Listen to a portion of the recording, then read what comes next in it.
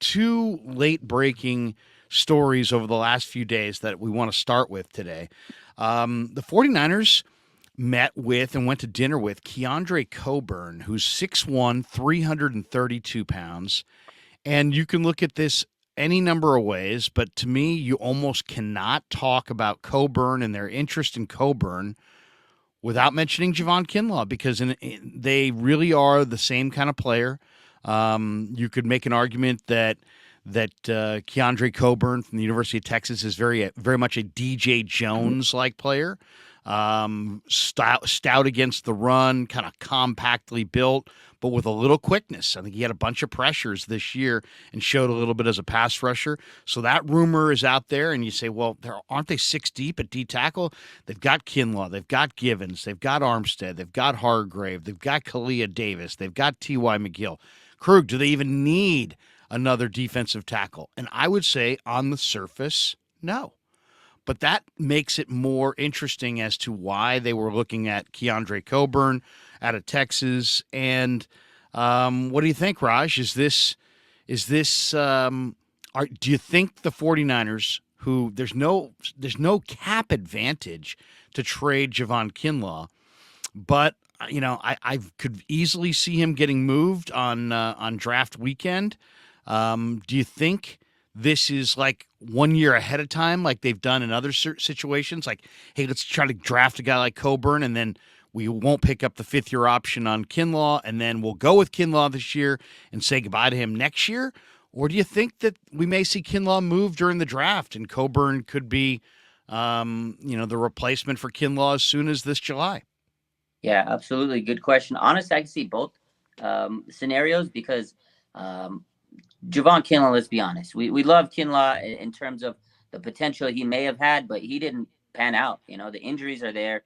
Kyle Shanahan, John Lynch, specifically Lynch said, we're going to commit to him this year. But to me, I would be so shocked, Larry, if they pick up his fifth-year option. So the 49ers, they're always looking for the future. This is a guy that he definitely looks like a DJ Jones kind of clone, but he has a little bit more, athleticism to him. He's powerful nose tackle. This guy could line up in the middle, and they need a guy next to Hargrave because Hargrave, I know it's a 4-year contract on surface. It's more like a 2-year. So they're also not only planning for getting rid of Kinlaw, but you got a guy that could maybe come in and let Hargrave kind of mentor and be the next heir apparent too. So they're definitely looking for the future, but I can see them moving Kinlaw. I don't know how much value he has. I don't think he has much. So it's more of like we'll throw him in to move up a position or two, a spot in the draft.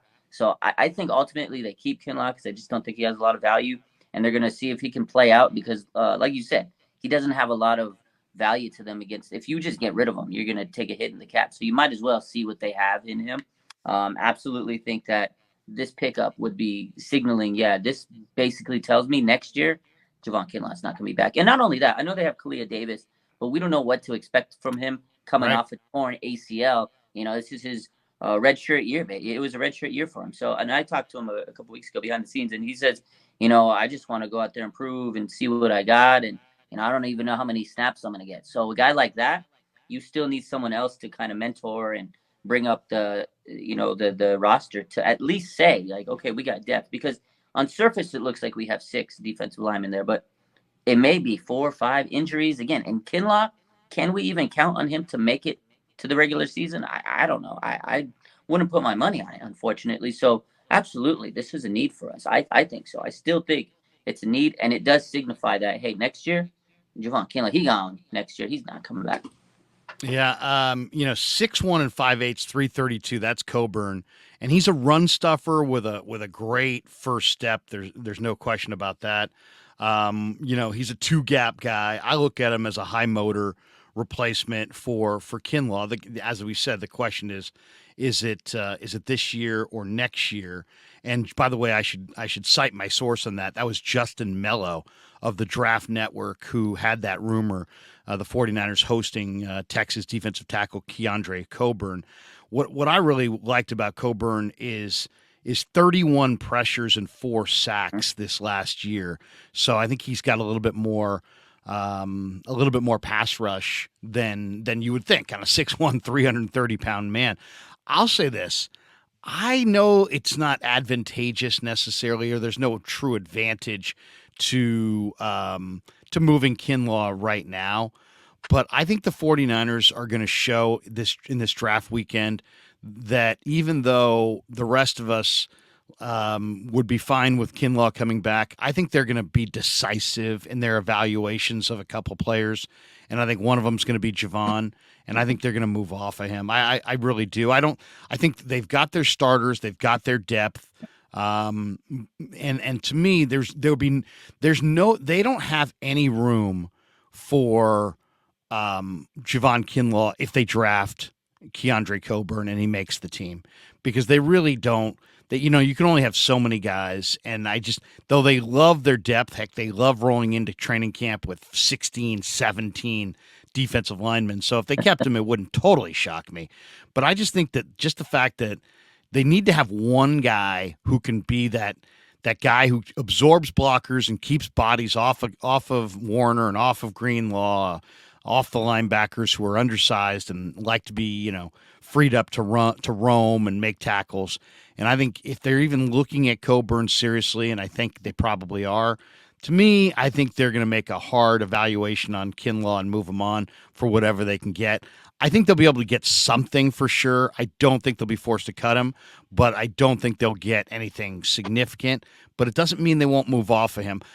Just from being in the room and seeing the personalities mesh, I just think that if Kinlaw is going to play and be in your rotation and be a factor, then I think he fits in the room.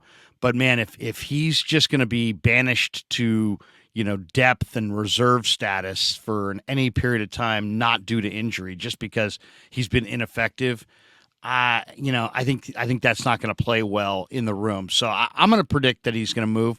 But I will say this: he has been working out. He has been doing a lot of things. He understands. I talked to him about it. He understands that his whole deal is based on playing low, playing with leverage, protecting his knees. It's like all tied together. So I could see him coming back. But if you say make a call one way or another, I'll say they're going to move him in this draft.